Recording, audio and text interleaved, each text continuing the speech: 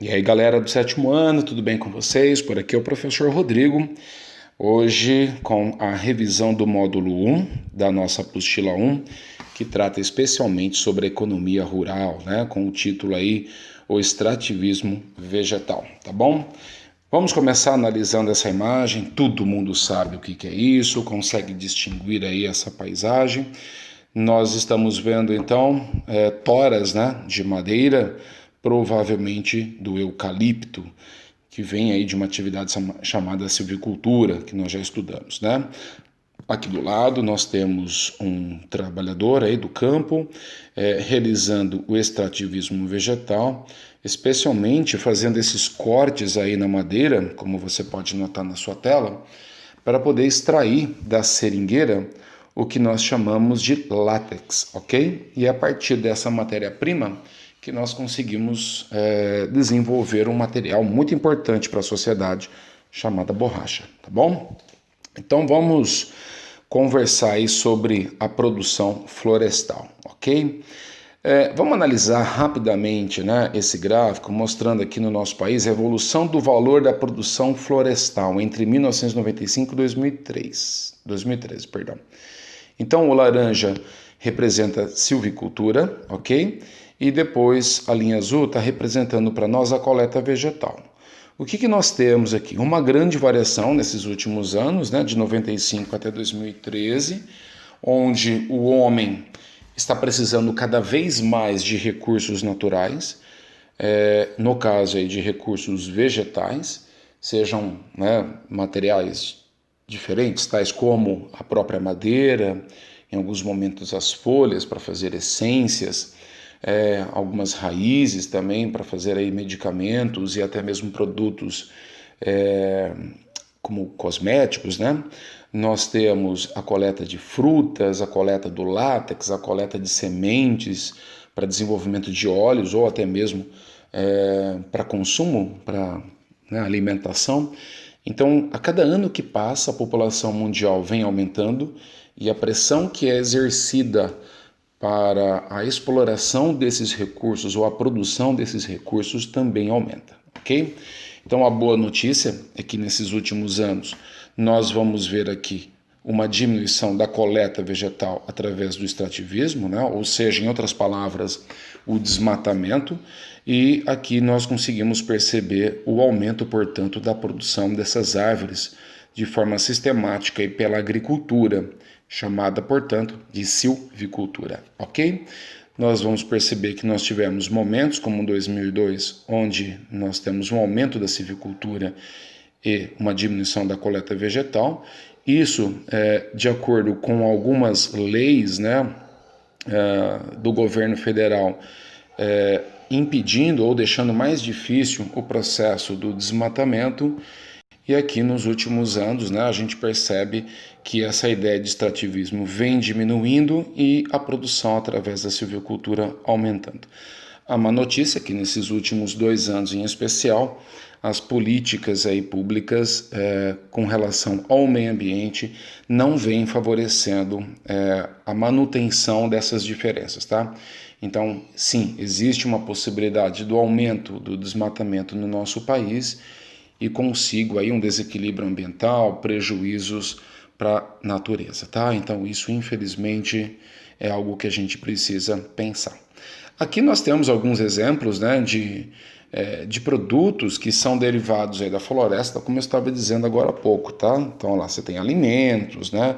Se exploram ceras, né? Cera da carnaúba, por exemplo, óleos, né, que saem de sementes, as fibras com a piaçaba, provavelmente você sabe, né, o que é uma piaçava? Não sabe? Então vou deixar você pesquisar, para você ficar curioso, tá? Dá uma pesquisada, digita essa palavra aí no Google e vê o que você acha. Você vai ver que é bem curioso, é bem legal.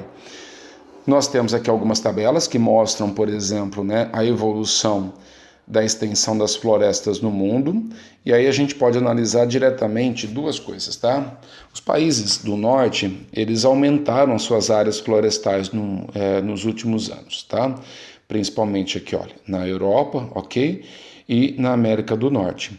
Agora, a parte triste da história é que nos países mais pobres, por exemplo, na América Central e do Sul, na África, nós tivemos aí uma redução. E na média geral do mundo, nós também tivemos uma redução dessa área, dessa extensão de cobertura vegetal.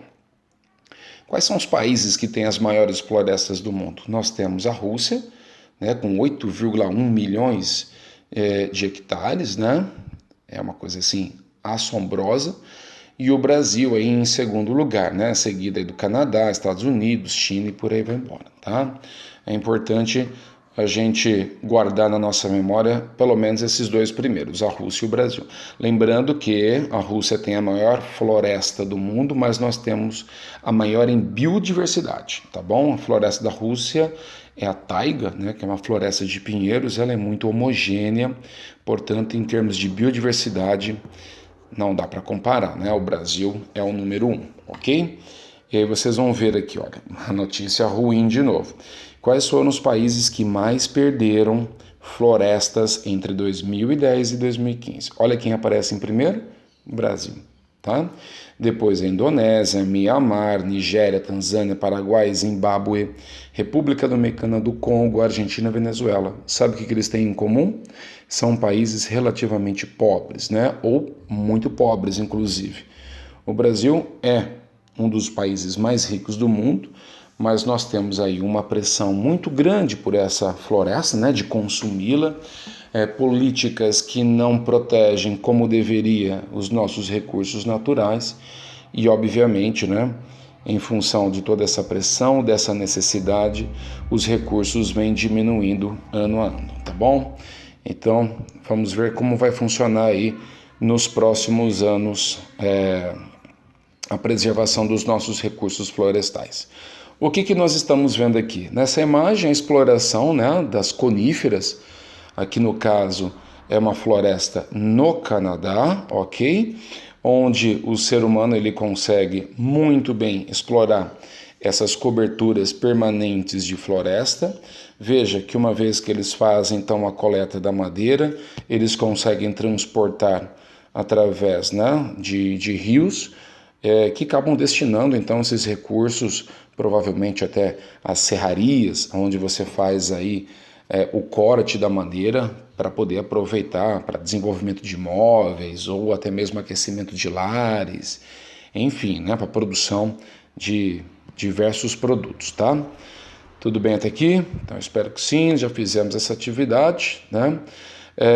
Fizemos esses testes também, mas reforçando, portanto, esta ideia, a tendência hoje é que nós passamos a entender que as florestas nativas naturais, elas devem ser menos consumidas ou nem consumidas, né, sim preservadas, e aqueles recursos que nós mais precisamos, aqueles que nós vimos na tabela lá inicial, né, sejam obviamente produzidos através de técnicas modernas da agricultura, tais como a silvicultura, que é o plantio organizado de árvores, ok? Ou até mesmo, em alguns momentos, a agricultura de outras espécies vegetais, para que nós tenhamos aí os nossos recursos naturais preservados e, ao mesmo tempo, manter aí a nossa matéria-prima essencial para o consumo em casa, né, nas cidades, sempre à nossa disposição, tá bom? Aquele abraço aí, até a próxima aula.